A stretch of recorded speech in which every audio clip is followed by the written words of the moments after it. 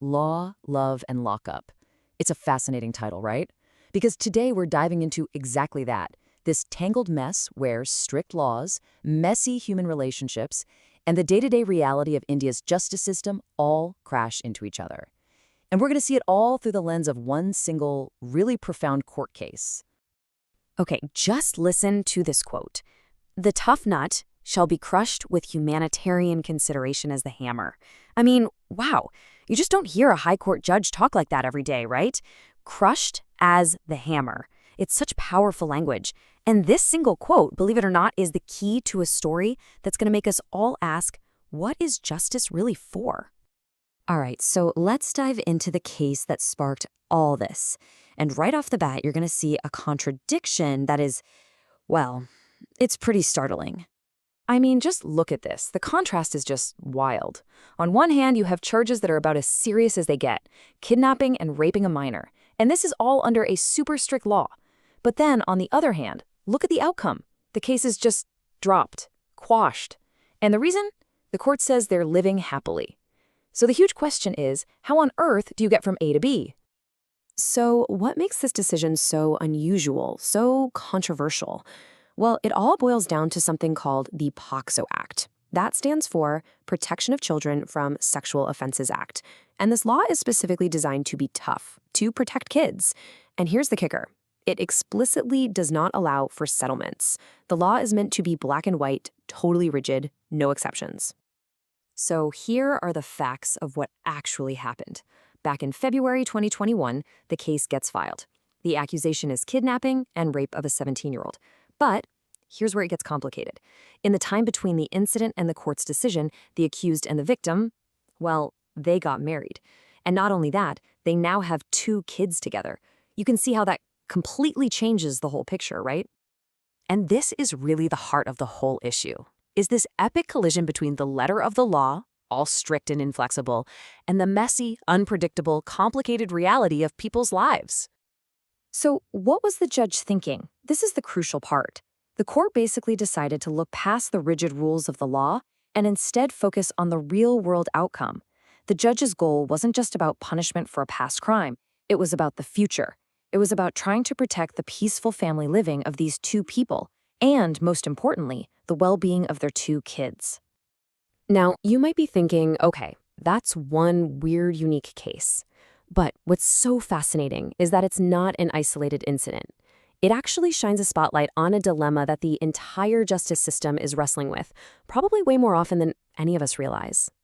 And we know this because of a major report from 2022. The Commonwealth Human Rights Initiative did this deep dive into Karnataka's prisons. And what they found shows that this tension, it's a systemic problem. This isn't just about one judge in one case making a tough call. No, this is a reality the entire system has to face, day in and day out. And here's where it connects right back to our case. The report specifically notes that a common situation where these tough PSO laws get used is in what they call instances of young romance. Basically, cases involving teenagers that might be more complicated than a simple predator-victim scenario. So the system itself seems to recognize that not every case fits neatly into the black and white boxes that the law provides. Okay, so let's pull the camera back. Let's zoom out from this one specific, fascinating case and take a look at the bigger picture that this prison report paints for us. First things first, let's just wrap our heads around the scale here. We're talking about over 15,000 prisoners in just one state, Karnataka, spread across 51 different prisons. I mean, that's not a small operation. It's a huge, incredibly complex ecosystem of people. And what the report uncovered is this whole list of recurring problems that inmates face every single day. Things like agonizing delays in their appeals process, weird legal loopholes called body warrants that can keep someone in jail even after they've been granted bail. Then you've got the classic problems, overcrowding, poor living conditions, and even just the basic struggle of trying to get in contact with your legal aid lawyer. It really paints a picture of a system that is just under a tremendous amount of strain. And this quote from a prison superintendent on the inside just hits so hard. He says, "One can manage files, but it is extremely difficult to manage hearts and minds of people." Think about that. You can shuffle paperwork, you can move people from one cell to another, but trying to actually manage the hopes, fears, and humanity of thousands of people, that is a whole different ballgame. So, Of all the big issues the report flags, there's one that stands out, and it's something we can all understand. Time. Or more specifically, the long, agonizing, soul-crushing wait for justice that so many people in the system have to go through. And the report doesn't mince words. It calls the wait for a decision on an appeal debilitating and unending. Can you even imagine that? Just being stuck in limbo for years, your entire life just hanging in the balance, with absolutely no idea when or if it will ever end? And that's not just a figure of speech. It looks like this. You file your appeal in year 1. You get to year 3. You're still waiting. You get all the way to year 6, and you are still waiting for a decision. We're not just talking about a bureaucratic delay here. We're talking about huge chunks of a person's life just vanishing while they wait.